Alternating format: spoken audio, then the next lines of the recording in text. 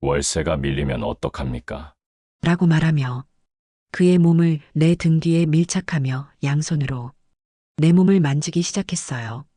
나도 모르게 소리가 흘러나왔지만 간신히 참아내며 60대 집주인이 세입자 여성을 월세 대신이라며 발칙한 일을 벌이는 실화 사연을 가져왔습니다. 구독과 좋아요는 영상 제작에 큰 힘이 됩니다. 한때 저는 사모님이라는 호칭이 낯설지 않았어요. 남편 장호석 씨는 중소기업을 운영하며 제법 안정적인 수입을 올렸고 저는 그 곁에서 부족함 없이 살았지요.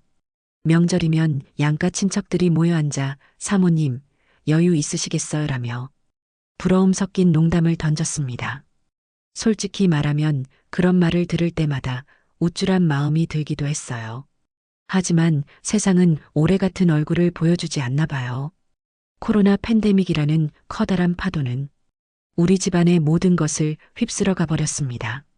수출길이 막히고 거래처가 하나둘 끊기면서 남편의 회사는 순식간에 흔들리기 시작했지요. 버텨보려고 대출을 받고 사방팔방 뛰어다녔지만 결국 빚만 쌓여갔습니다. 언제부턴가 집안의 공기도 변했습니다. 예전엔 퇴근 후 밝은 얼굴로 여보, 오늘은 이런 일이 있었어라며 이야기를 풀어놓던 남편이 점점 말이 없어지고 술에만 의지했어요. 제가 다가가 괜찮아, 다시 일어설 수 있어 위로하면 그는 씁쓸한 미소로 고개를 저을 뿐이었지요. 결국 작은 말싸움이 큰 다툼으로 번지곤 했습니다. 제가 그토록 자랑스러워하던 사람, 그토록 의지하던 남편은 어느새 낯선 사람처럼 느껴졌습니다. 그리고 결국 서류 한 장으로 모든 게 끝났어요. 우리는 남이 되었고 집은 은행에 넘어갔습니다. 남은 건 빚 그리고 텅 빈 손뿐이었지요. 짐을 꾸려 나오던 날 거울 속 제 얼굴은 낯설 정도로 초라했어요. 주름진 눈과 축 늘어진 어깨. 내가 정말 이렇게 무너졌구나. 목이 메어왔습니다. 살 곳을 찾아 부동산을 전전하며 발품을 팔았습니다. 집값은 치솟았고 전세는커녕 월세조차 만만치 않았어요. 보증금 500에 월세 30, 관리도 집주인이 직접 해요. 좀 낡았지만 그만한 집 없습니다. 부동산 중개인이 내민 마지막 카드. 그렇게 저는 낯선 골목, 오래된 건물 앞에 서 있었습니다. 5층짜리 다가구 주택, 꼭대기층. 겉은 낡았지만 생각보다 깔끔했어요. 무엇보다 제 형편에 맞는 조건이라는 게 가장 컸지요. 계약서를 쓰고 입주날 집주인 부부를 처음 마주했습니다. 환한 미소를 지으며 잘 지내봅시다 인사하는 모습에 왠지 모를 따뜻함이 느껴졌어요. 그 순간 저는 마음속으로 다짐했습니다. 다시 시작해야 해. 무슨 일이 있어도 여기서 버텨내야 해. 하지만 정작 제 손에 쥔 건 아무것도 없었어요. 그동안 살림은 가사도우미가 맡았고 아이들 밥도 남편이 고용한 아주머니가 챙겨주셨지요. 이혼 후 처음 맞이한 현실은 제가 생각했던 것보다 훨씬 가혹했습니다. 낯선 집, 낯선 동네, 낯선 하루. 하지만 무엇보다 낯선 건 제 스스로였어요. 여태껏 당연하게 누리던 것들이 하나둘 사라지자 저는 비로소 제 무능력함과 마주해야 했습니다. 싱크대에 걸터 앉아 멍하니 천장을 바라보던 순간 문득 물방울 떨어지는 소리가 들려왔습니다. 똑똑. 그건 싱크대에서 시작된 작은 새어나옴이었지만 왠지 모르게 제 안에 균열 소리 같았어요. 겉으로는 멀쩡한 척하고 있지만 속은 이미 서서히 무너지고 있다는 걸 저는 그 소리에서 느낄 수 있었지요. 새 집으로 이사 오던 날 작은 짐들을 풀어내리며 저는 한숨을 쉬었어요. 한때는 넓은 거실에 가득 차 있던 가구와 소품들, 장식장 안에 줄지어 있던 고급 그릇과 와인잔들. 그 많은 것들이 다 어디로 갔을까요? 지금 제 곁에 남은 건 낡은 캐리어 2개와 종이박스 몇 개뿐이었어요. 낡았지만 반듯한 다가구 건물, 맨 꼭대기층. 계단을 오르는 동안 숨이 찼지만 묘하게 마음은 가벼워졌어요. 그래, 이게 내 자리구나. 보증금 500만 원에 월세 30만 원. 수치로만 보면 초라하지만 지금 제 형편에 맞는 최선이었지요. 짐을 정리하고 있자니 현관 밖에서 문 두드리는 소리가 났어요. 세입자분? 계세요? 문을 열자 집주인 부부가 서 있었습니다. 나이 지긋한 부부였는데 인상이 무척 좋았어요. 아내는 다정한 미소를 지으며 말했지요. 앞으로 잘 지내요. 불편한 거 있으면 언제든 얘기하세요. 남편은 묵직한 목소리로 짧게 덧붙였습니다. 건물은 제가 직접 관리합니다. 물 새거나 전기 문제 생기면 바로 부르세요. 그 한마디가 왠지 모르게 든든하게 느껴졌습니다. 모든 게 낯설고 불안했지만 그래도 이곳에서 잘 버텨낼 수 있겠다는 희망이 살짝 피어났어요. 며칠 뒤 저는 일자리를 찾아 여기저기 돌아다녔습니다. 한때는 사모님 소리 듣던 사람이었는데 이제는 하루벌이가 절실한 신세라니. 백화점이나 사무직 아르바이트는 나이 때문에 다 거절당했어요. 그나마 식당 홀서빙이나 주방 보조 일은 가능했지만 오랫동안 손에 잡아보지 않았던 일이라 서툴렀습니다. 그릇을 쟁반째 놓치기도 하고 손님 주문을 헷갈려 눈총을 받기도 했지요. 며칠 못 가 죄송하지만 내일부터 안 나오셔도 돼요라는 말이 돌아왔습니다. 집에 돌아오는 길 건물 앞에선 늘 집주인 부부가 청소를 하고 있었어요. 빗자루로 마당을 쓸고 분리수거 봉투를 정리하는 모습. 특히 남편은 땀을 흘리며 묵묵히 계단을 닦고 있었지요. 저는 민망한 마음에 고개 숙여 인사했습니다. 수고 많으세요. 그러자 그가 미소를 지으며 짧게 대답했어요. 아휴, 사는 집인데요. 깨끗해야죠. 그 목소리는 차갑지도 과하지도 않았습니다. 그저 성실함이 배어있는 사람의 음성이었어요. 그 순간 괜히 가슴 한쪽이 따뜻해졌습니다. 저녁이 되어 방 안에 앉아 있는데 문득 싱크대 아래에서 물방울이 또 뚝 떨어지는 소리가 들렸어요. 저는 잠시 눈을 감았습니다. 겉으로는 멀쩡한 직 하지만 곳곳에서 조금씩 새는 부분이 있었어요. 마치 제 인생 같다고 생각했어요. 멀쩡해 보이지만 사실은 금이 가 있었고 그 금에서 서서히 무언가가 흘러나오고 있었던 거지요. 한숨을 내쉬며 창밖을 바라보았습니다. 낡은 골목길 가로등이 노랗게 빛나고 집주인 부부가 마당에 서서 나란히 이야기를 나누는 모습이 보였어요. 그 장면은 낯설고도 따뜻했습니다. 그리고 저는 속으로 다짐했어요. 이제부터는 내가 내 삶을 살아내야지. 남편도 돈도 호칭도 다 잃었지만 아직 나 자신은 남아있어. 새 집에 정착하고 나서 제일 먼저 한 일은 일자리를 구하는 거였어요. 보증금은 간신히 마련했지만 매달 나가야 하는 월세 30만 원은 하늘에서 떨어질 리 없었으니까요. 아침마다 일찍 나가 동네 일자리 전단지를 보며 전화를 돌렸습니다. 하지만 제 나이 55. 죄송하지만 저희는 40대 초반까지만 구해요. 체력이 안 되실 텐데요. 단정하게 거절하는 목소리 속에서 제 존재가 필요 없는 짐짝처럼 느껴졌습니다. 어렵게 얻은 건 식당 주방 보조 자리였어요. 하루 종일 뜨거운 불 앞에서 양파를 까고 그릇을 씻고 무거운 국솥을 나르는 일이었죠. 손에 익지 않아 자꾸 늙고 그릇을 떨어뜨려 사장님이 인상을 찌푸리기도 했습니다. 손님이 몰려 정신없는 저녁 시간, 서빙을 돕다 주문을 잘못 받아 혼쭐이 나기도 했습니다. 예전 같으면 상상조차 못했어요.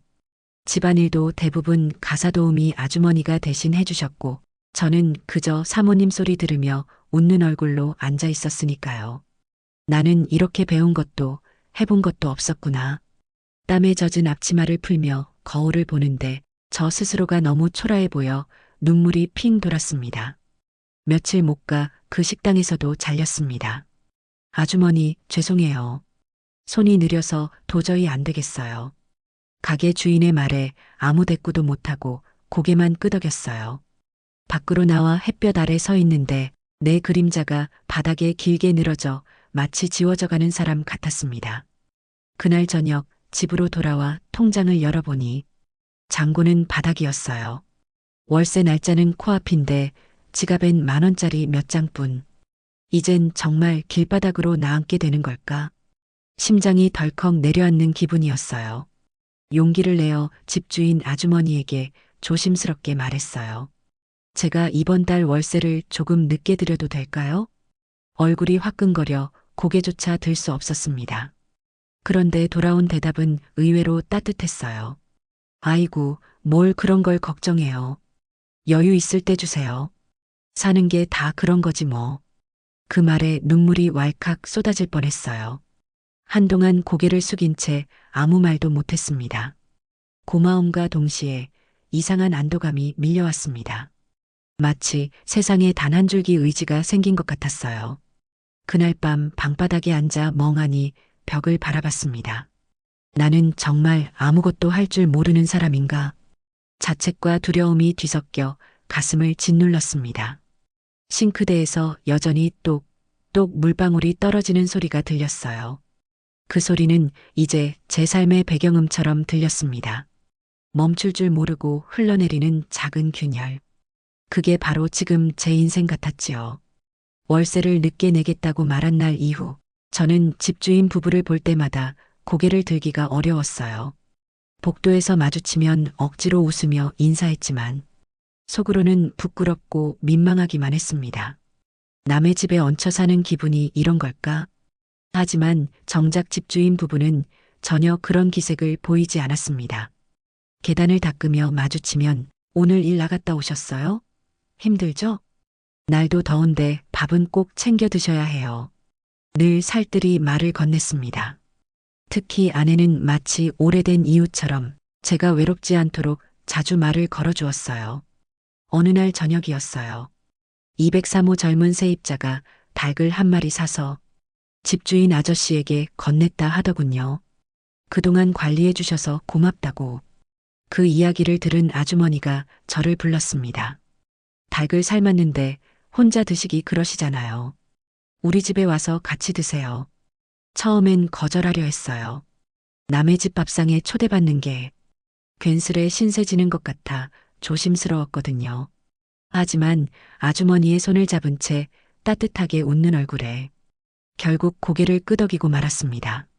집주인 부부의 집은 저와 같은 건물 꼭대기층 한쪽 끝에 자리 잡고 있었어요. 거실 문을 열자 낡았지만 정갈한 가구와 오래 쓰인 생활 흔적들이 편안한 온기를 풍기고 있었습니다. 테이블 위엔 갓 삶은 닭백숙이 김을 내고 있었고 반찬 몇 가지가 가지런히 놓여 있었어요. 어서 앉으세요. 요즘 고생 많으시다면서요. 아주머니의 말에 순간 눈물이 핑 돌 뻔했습니다. 저는 수저를 들며 조심스레 대답했어요. 네, 조금 힘들긴 하지만 괜찮습니다. 그러자 아저씨가 낮고 단단한 목소리로 말했어요. 사람이 살다 보면 오르막도 있고 내리막도 있는 법이죠.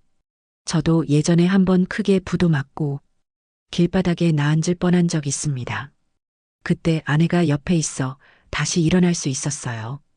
그 말에 저는 고개를 번쩍 들었습니다. 언뜻 보기엔 평탄해 보이는 이 부부에게도 그런 시절이 있었다니. 저 혼자만 나락에 떨어진 게 아니었구나 싶어 왠지 모를 위로가 밀려왔습니다. 식탁 위에선 따뜻한 국물 냄새가 피어올랐고 세 사람의 대화는 점점 길어졌습니다. 저는 지금껏 털어놓지 못했던 제 이야기를 조금씩 꺼내놓기 시작했어요. 사실 저는 늘 남편 그늘에서만 살아왔던 것 같아요. 뭐든 쉽게 주어지다 보니 제가 뭘 할 수 있는 사람인지도 모르고 살았죠. 그래서 지금 이렇게 아무것도 못하고 있으니 더 부끄럽고 자책이 돼요. 아주머니는 제 손등을 잡으며 말했습니다. 왜 그렇게 생각하세요? 지금 이렇게 버티고 있는 것만으로도 대단한 거예요. 세상에 쉬운 인생은 없잖아요. 아저씨는 숟가락을 내려놓고 제 눈을 바라봤습니다. 힘든 시기가 오래가지는 않을 겁니다. 오늘 이 밥 한 끼가 힘이 된다면 그걸로 충분합니다. 그 순간 제 마음 한구석이 따뜻해졌습니다. 이곳이 낯설고 두려운 공간이 아니라 조금은 기대어 쉴 수 있는 안식처 같다고 느껴졌습니다. 집으로 돌아오는 길, 계단 전등이 은은히 비추고 있었어요. 오늘만큼은 세상이 조금 덜 외롭게 느껴졌습니다. 어느 날 아침 변기물이 내려가지 않았어요. 레버를 아무리 눌러도 헛도는 소리만 나고 물이 넘칠 듯 말 듯 위태롭게 흔들렸어요. 이런 날에 한 번에 고장이 나네. 당황스럽고 무엇보다 부끄러웠어요. 출장 수리업체를 부르려다 통장 잔고를 떠올리니 눈앞이 막막했어요. 남은 돈으로는 다음 주 월세도 빠듯했거든요. 망설이다가 결국 집주인 아주머니에게 조심스레 털어놓았어요. 화장실이 고장나서요. 그런데 지금 돈이 마땅치 않아 업체를 부르긴 힘들 것 같아요. 말을 하면서도 얼굴이 화끈거렸어요. 잠시 뒤 집주인 아저씨가 땀을 흘리며 공구 가방과 함께 구입해온 부품을 들고 문 앞에 서 있었어요. 급하게 철물점 다녀왔습니다. 제가 금방 고쳐드릴게요. 단단한 목소리와 함께 들어온 그는 곧장 화장실로 향했어요. 저는 변기 뚜껑을 닫아두길 바랐지만 그는 태연하게 덮개를 활짝 열고 속을 살폈어요. 얼굴이 달아올라 고개를 돌렸어요. 마치 속살을 들켜버린 듯 민망했거든요. 오래된 부품이라 그렇습니다. 조금만 갈아 끼우면 돼요. 아저씨는 땀방울이 맺힌 이마를 닦지도 않은 채 무릎을 꿇고 몸을 숙여 나사와 볼트를 조여갔어요. 낡은 파이프를 힘주어 돌릴 때마다 팔뚝 근육이 드러났고 굵은 핏줄이 붉어졌어요. 저는 그 장면에서 묘한 감정을 느꼈어요. 집에선 늘 무기력한 남편만 보아왔는데 지금 눈앞의 사람은 정반대였거든요. 나이는 지긋했지만 무언가를 다루고 고치며 묵묵히 땀 흘리는 모습은 이상하게 든든해 보였어요. 심장이 빠르게 뛰었어요. 물론 그럴 처지도 아니고 집주인 아저씨는 엄연히 아내가 있는 사람이었지만 잠시 스쳐간 못된 상상에 스스로 놀라 손끝을 꼭 쥐었어요. 이제 다 됐습니다. 그는 이마에 맺힌 땀을 손등으로 훔치며 일어났어요.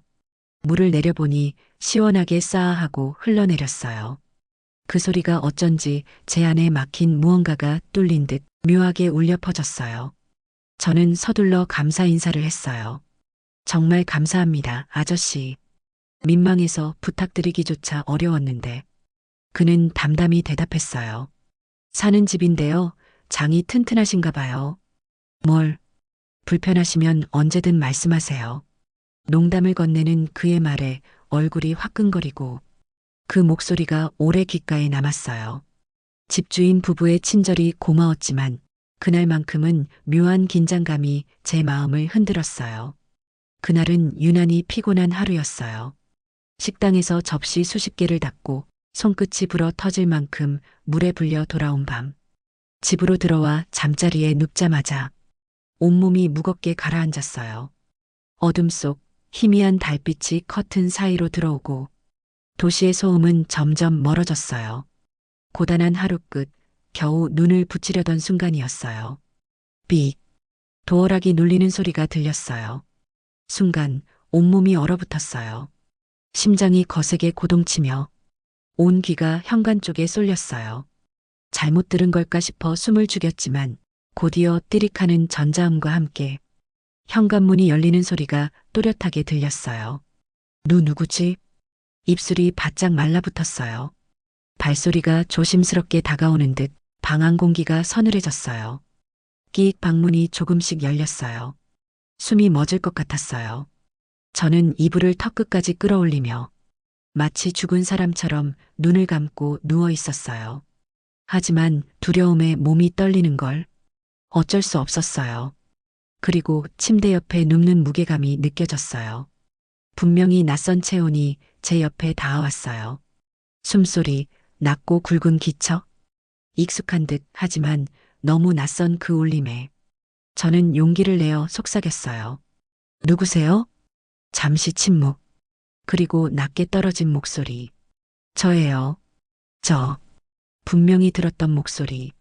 건물 복도에서 늘 들려오던 그 음성. 집주인 아저씨였어요. 순간 공포와 안도가 동시에 밀려왔어요. 정체를 알았다는 안도, 그러나 왜 이 시간에, 왜 제 방으로 들어왔는가 하는 이해할 수 없는 두려움이 심장을 조여왔어요. 아저씨 이게 뭐 하시는 거예요? 떨리는 목소리로 겨우 내뱉었지만 돌아온 대답은 차갑고 묵직했어요. 월세가 밀리면 어떡합니까? 라고 말하며 그의 몸을 내 등 뒤에 밀착하며 양손으로 내 몸을 만지기 시작했어요. 나도 모르게 소리가 흘러나왔지만 간신히 참아내고 점점 거칠어지는 숨소리, 숨길 수 없는 몸의 떨림에 내 자신에게 너무 수치스러웠어요. 그리고는 그의 그것이 들어온 순간 온몸이 굳어버렸어요. 소리쳐야 할까? 경찰을 불러야 할까? 하지만 머릿속에는 수많은 생각이 얽혔어요. 이 건물을 떠나면 갈 곳이 없는 제 신세, 그의 아내가 받을 상처, 그리고 오늘까지 보여준 친절한 모습들. 숨막히는 어둠과 침묵 속에서 저는 아무 대답도 하지 못한 채 죽은 듯 눈을 감고 누워 있었어요. 그날 밤 이후로 저는 잠을 잘 수 없었어요. 몸은 피곤했지만 눈만 감으면 도어락 소리와 낮게 울리던 목소리가 귓가에 맴돌았어요. 머리를 흔들어도 사라지지 않았고 오히려 점점 더 선명해졌어요. 다음 날 아침 마주친 집주인 아주머니는 평소와 다름없이 밝게 인사했어요. 어젯밤에 잠은 좀 주무셨어요? 얼굴이 창백해 보여요. 저는 억지로 웃으며 대답했어요. 아, 네, 그냥 조금 뒤척였어요. 그 순간 너무 큰 죄책감이 몰려왔어요. 아무 말도 하지 못한 채 저는 불이 나게 집을 나섰어요. 식당에서도 그날 밤의 기억이 떠올라 설거지에 손을 대이기도 했어요. 접시가 깨지는 소리에 동료들이 놀라 쳐다봤지만 저는 웃으며 괜찮다고만 했어요. 그러나 마음속에서는 정말 아무 일도 없었던 걸까? 라는 물음이 끝없이 되풀이되고 있었어요. 며칠 뒤 아주머니가 제게 다가와 말했어요. 저녁에 우리 집에서 같이 밥 먹을래요? 남편도 있고 요즘 혼자 드시기 외롭잖아요. 처음엔 망설였어요. 아저씨와 마주하는 게 두려웠거든요. 하지만 거절하면 오히려 수상해 보일까 걱정돼 결국 고개를 끄덕였어요. 그날 저녁 집주인 부부의 집으로 들어섰어요. 식탁 위에는 간단한 나물 반찬과 김치찌개, 그리고 삼겹살 구이가 놓여 있었어요. 아주머니는 제 앞에 고기를 올려주며 웃었어요. 많이 먹어요. 요즘 고생 많다면서요. 아저씨는 옆자리에 앉아 조용히 술잔을 채웠어요. 저와 시선을 마주치지 않았지만 가끔 고개를 돌릴 때 느껴지는 시선은 묘하게 무거웠어요. 식사가 이어지던 중 아주머니가 갑자기 피곤하다며 방으로 들어가 쉬겠다고 했어요. 남겨진 건 저와 아저씨뿐이었어요. 고요한 거실에 술잔 부딪히는 소리만 울렸어요. 한 잔 더 하시겠어요? 아저씨가 말했어요. 그 목소리는 낮고 차분했지만 그 안에 설명할 수 없는 무게가 담겨 있었어요. 저는 손을 저으며 대답했어요. 이제 그만 마셔야 할 것 같아요. 내일 일도 있고요. 하지만 아저씨는 제 잔에 술을 가득 채워버렸어요. 힘든 사람끼리 오늘 하루쯤은 잊어도 되지 않습니까? 그 말에 저는 술잔을 바라보다가 결국 입에 가져갔어요. 쓰디쓴 술이 목을 타고 내려가자 가슴속 깊은 곳이 뜨겁게 달아올랐어요. 몇 잔이 오가며 분위기는 점점 묘해졌어요. 아저씨는 무겁던 표정을 풀고 자신의 젊은 시절 이야기를 꺼냈어요. 나도 예전엔 크게 실패한 적 있어요. 그땐 세상이 끝난 줄 알았는데 시간이 지나니 또 살게 되더군요. 저는 그 말에 고개를 끄덕이며 대답했어요. 저도 요즘 끝에 서 있는 기분이에요. 다 무너져서 어디로 가야 할지 모르겠어요. 그때 그날의 얘기는 서로 꺼내지 않았답니다. 그렇게 서로의 상처를 주고받으며 술잔은 더 비워졌고 대화는 점점 깊어졌어요. 하지만 마음 한구석에서는 두려움이 점점 더 커지고 있었어요. 이제 막아야 할 순간이 다가오고 있다는 걸 제 몸은 이미 느끼고 있었어요. 술기운에 휘청이며 집으로 돌아왔어요. 얼굴은 달아올랐고 심장은 술 때문인지 다른 이유 때문인지 쉴 새 없이 두근거렸어요. 아파트 복도 불빛이 유난히 희미해 보였고 집안에 들어서자 고요한 공기가 온몸을 휘감았어요. 침대에 몸을 눕혔지만 눈은 쉽게 감기지 않았어요. 저녁 내내 주고받았던 대화, 아저씨의 낮고 단단한 목소리, 잔을 부딪히던 순간에 묘한 떨림이 계속 떠올랐어요. 그리고 어느새 귀는 현관 쪽을 향해 곤두서 있었어요. 도어락이 눌리는 소리, 띠릭하고 열리는 소리가 언제라도 들려올 것만 같았어요. 시간이 지날수록 술 기운은 사라지고 대신 알 수 없는 긴장과 기대가 스며들었어요. 시계 초침 소리조차 크게 들렸고 작은 바람에도 문이 움직이는 것 같았어요. 하지만 끝끝내 아무 소리도 들리지 않았어요. 현관은 고요했고 방은 적막했어요. 그제야 스스로를 돌아보게 되었어요. 내가 지금 도어락 소리를 기다린 건가? 가슴이 철렁 내려앉았어요. 분명 그날 밤 공포와 수치 속에서 몸을 웅크렸던 제가 아니었나요? 그런데 지금은 왜 다시 그 소리가 나기를 기다리고 있었던 걸까요? 미쳤어. 내가 미쳤어. 스스로를 다그치며 이불을 머리끝까지 덮었어요. 그러나 부정할 수 없었어요. 어딘가 깊은 곳에서 설명할 수 없는 아쉬움이 꿈틀거리고 있었어요. 마음은 거부하는데 몸과 귀는 밤마다 현관 쪽을 향해 있었어요. 그 모순이 저를 더 괴롭혔어요. 눈을 감았지만 잠은 오지 않았어요. 머릿속에서는 수많은 감정이 뒤엉켰어요. 두려움, 죄책감, 그리고 설명할 수 없는 그리움까지. 새벽이 밝아올 때까지 저는 도어락 소리를 기다리며 미쳐버릴 듯 뒤척였어요. 며칠 내 끝끝내 울리지 않는 도어락, 울리지 않는 소리. 혼자만의 합리적인 의심을 하기 시작했어요. 며칠 전 삼겹살에 소주를 나눠 마시던 때도 그렇고, 계단 청소를 하다 마주칠 때도 그렇고, 집주인 아저씨는 아무 일 없었다는 듯 늘 똑같이 저를 대했어요. 오늘 일찍 들어오시네요. 힘든 일 있으면 언제든 말하세요. 낯빛은 온화했고 목소리는 담담했어요. 그날 밤 제 방에 들어왔던 사람이 정말 이 사람이 맞는 걸까? 저는 자꾸만 마음속에서 그 의문을 되뇌었어요. 분명 목소리는 그와 같았어요. 체온도 기척도 익숙했어요. 하지만 지금 제 앞에서 보이는 모습은 너무도 평범하고 자연스러웠어요. 아무 일도 없었던 사람처럼 친절하고 따뜻한 이웃으로만 대하고 있었으니까요. 혹시 내가 잘못 짚은 건 아닐까? 스스로를 다그치며 의심을 거두려 했어요. 집주인이 아닌 다른 누군가, 건물 열쇠를 어떻게든 손에 넣은 전혀 다른 사람이었을지도 모른다는 생각. 그렇게 믿고 싶었어요. 아니, 그렇게 믿어야만 했어요. 만약 그날의 침입자가 진짜 집주인이었다면 앞으로 이 건물에서 살아가는 매 순간이 끝없는 공포와 죄책감의 연속일 테니까요. 하지만 또 한편으로는 머릿속에서 들려오는 목소리가 말하고 있었어요. 아니야, 분명 그 사람이었어. 너는 이미 알고 있잖아. 저는 눈을 감고 머리를 흔들었어요. 그날 밤의 기억은 점점 희미해지는 듯 하면서도 어떤 부분은 도리어 선명하게 떠올랐어요. 침대 옆으로 다가온 발소리, 낯익은 숨소리, 그리고 저를 스쳐간 손길. 모든 게 그와 같았어요. 그럼에도 불구하고 저는 끝끝내 스스로에게 속삭였어요. 아닐 수도 있어. 내가 착각했을지도 몰라. 그렇게 스스로를 속이며 그날 밤의 진실을 흐려버리려 했어요. 그러나 그럴수록 제 안의 혼란은 점점 더 깊어져 갔어요. 시간은 흐르고 그날의 혼란은 조금씩 가라앉는 듯 했어요. 아닐 수도 있다라는 자기 위안에 기대어 저는 억지로 일상을 이어갔어요. 계단을 닦는 집주인 부부의 뒷모습, 환하게 웃으며 반찬을 건네는 아주머니의 얼굴. 모든 게 평범하고 온화해 보였어요. 그러던 어느 밤 다시 그 소리가 들렸어요. 삑, 디릭. 도어락이 풀리는 소리에 심장이 얼어붙었어요. 그날의 기억이 고스란히 되살아났어요.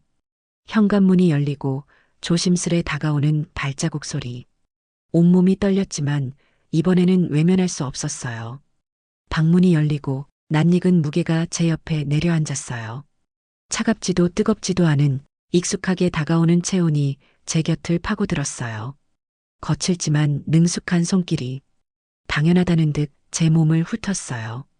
저는 몸을 움츠렸지만 이내 숨소리가 가빠지며 거부와 흔들림이 동시에 밀려왔어요.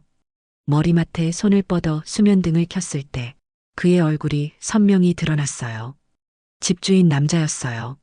밖에서는 늘 부지런하고 성실한, 다정한 남편이자 믿음직한 가장.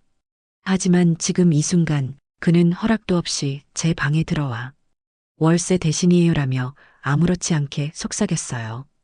그 목소리에 분노와 수치심이 치밀었어요. 협박 아닌 협박, 선택 아닌 강요의 순간이었어요. 그의 모습이 역겨워 견딜 수 없어야 맞는데 제 안에서 또 다른 감정이 피어올랐어요. 거부할 수 없는 떨림, 스스로도 이해할 수 없는 열기. 저는 왜 이 상황을 두려워하면서도 동시에 끌리고 있는 걸까요? 안 돼, 멈춰야 해. 머릿속에서는 수없이 외쳤지만 몸은 이미 그의 손길에 흔들리고 있었어요. 혐오와 욕망이 엉켜 저를 더 깊은 혼란 속으로 끌고 갔어요. 밖에서는 누구보다 성실한 집주인, 안에서는 제 삶을 흔드는 낯선 남자. 그 이중적인 얼굴 앞에서 저는 점점 무너져가고 있었어요. 때론 두려움과 욕망이 한자리에 서기도 하지요. 오늘 이야기가 마음에 남으셨다면 구독과 좋아요 부탁드려요. 다음 시간에 또 찾아뵙겠습니다.